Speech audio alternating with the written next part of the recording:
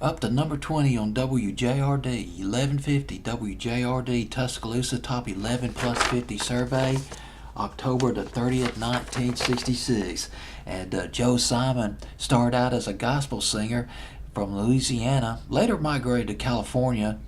He started singing in his father's Baptist church, sang in a gospel group back in the 50s, influenced by Sam Cooke, who also started out as a gospel singer to Sam Cooke with the Soul Stirrers. That was back in the early 50s. But Joe Simon, the gospel group that he was in, went secular. And they put out a record called Little Island Girl back in 1959, but didn't do much of anything. Joe Simon later recorded for the VJ record label in Chicago. A couple of sides for that record label. One of them became a hit. Let's Do It Over went to number 13 R&B 1965, around 1965.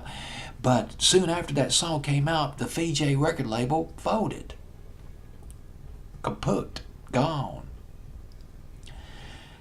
Joe Simon started touring again. He met up with a DJ in Nashville, Tennessee. A DJ, his name was John Richburg. John Richburg became Joe Simon's manager and producer. John Richburg was also associated with, he was the artist and repertoire of a record company called Soundstage 7. Soundstage 7. He hooked Joe Simon with Soundstage 7, the record label. Soundstage 7 was part of the Monument. It was a subsidiary of the Monument record label. You don't hear too much about Monument anymore, but the Monument record label was real big back in the early to mid-60s. A lot of it due to the fact that Roy Orbison had all of his real big hits on the Monument record label back in the early 60s. Soundstage 7 rather was not as distinguished as Monument. It was founded by the same guy though, Fred Foster, but just not as famous. There was one group that became famous before Joe Simon on this sound. I always forget the name of the company, Soundstage 7. The Dixie Bells had a couple of hits off of Soundstage 7 record label. Down at Papa Joe's back in 1963. Remember that one? That was a good party record right there. Love that loud piano, that ragtime piano on that record. And Southtown, USA. Might have been the early 64 for that one. But and then Joe Simon. Joe Simon was the big artist off the sound. He was the flagship artist, basically, of Soundstage 7. He recorded for the Soundstage 7 for about 4 years.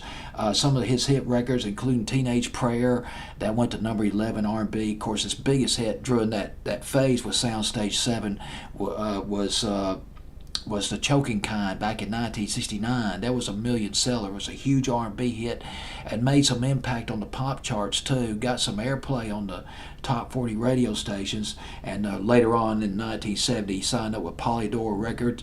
And boy, he hooked up with some legends there. Gamble and Huff. Hooked up with Gamble and Huff, the legendary producers of the 70s that did Drowning in the Sea of Love and The Power of Love. That was in 1971, 72. But we're in 1966 now. As far as I know, Too Many Teardrops did not make it on Billboard's Hot 100, but I'll have to double check on that. Boy, I love these Lost 45s. This is some odds and ends that just never became big across the nation.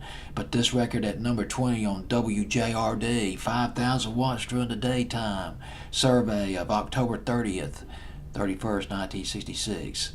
Too Many Teardrops by Joe Simon.